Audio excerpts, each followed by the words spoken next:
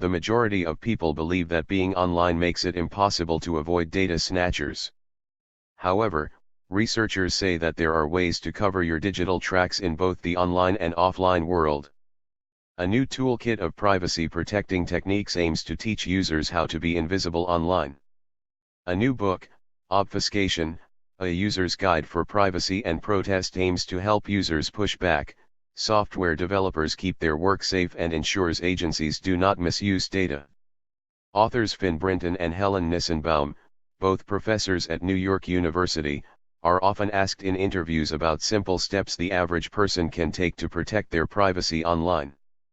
The answer: it depends on what scares you the most, reported NYU Stories.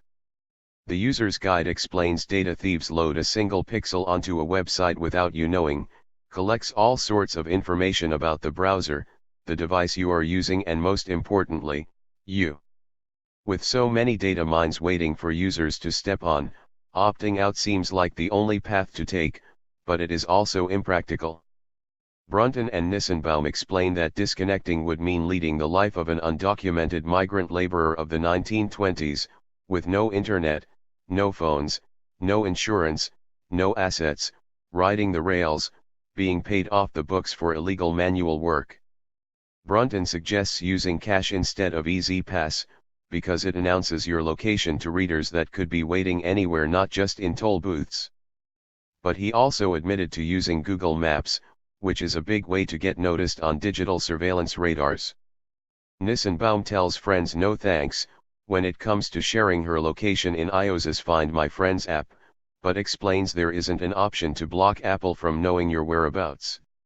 Track Me Not, a tool designed by Nissenbaum and colleagues, compiles fake queries to stop search engines from creating a profile on you. For example, when you search leather boots, it will also send along ghost, Spanish-American War, and painter's tape. These extra words won't affect your search results, but it will confuse the browsers. Another tool, Ad Nauseam, registers a click on all the ads in your ad blocker and stops any attempt to build a profile filled with your preferences based on the ads you click. The authors stress that obfuscation won't make you completely invisible to constant surveillance, but it will educate the public about the issue and the need for stronger regulations. Better regulations, in that organizations cannot use our own data against us. For example, the information is used in the future to increase a plane ticket the next time you book a vacation, suggest pricey goods the next time you shop online, or hinder your chances of getting a loan because something about your data suggests you are a credit risk. Not only haven't we agreed to letting others collect our personal information, but the invisible processes of dossier building are so complex, and their consequences are so difficult to predict, that it is almost impossible for us to understand exactly what we're being asked to agree to. When the NSA snoops around, its name is plastered on every news site, but other quiet surveillance agencies are able to fly under the radar. For example, the entities who rely on the data economy to make money, and they make a lot of money, to the police using software to check our threat scores. Machines don't forget, Brunton says.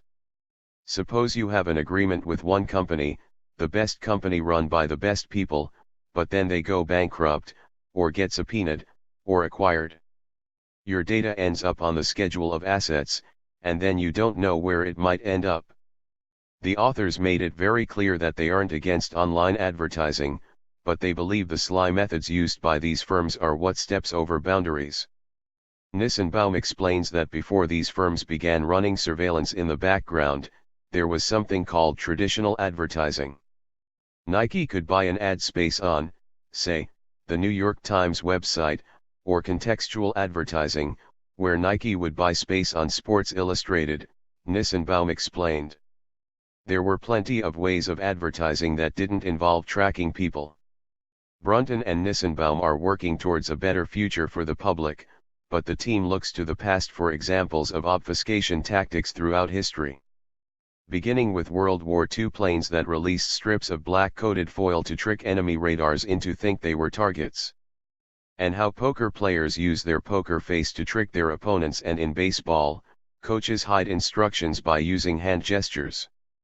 Babel tape was used by classic mobsters, which muffled their conversation if it was being recorded, and allowed them to speak freely even if the FBI was monitoring them. Shoppers share loyalty cards with strangers to stop brick-and-mortar stores from gathering information about their purchases. Even insects are subject to find ways to beat the system, such as the orb-weaving spider that can become a prey for wasps but fights back by building spider decoys around its web. We mean to start a revolution with this book, its authors declare. Although its lexicon of methods can be, and has been, taken up by tyrants, authoritarians, and secret police, our revolution is especially suited for use by the small players, the humble, the stuck, those not in a position to decline or opt out or exert control.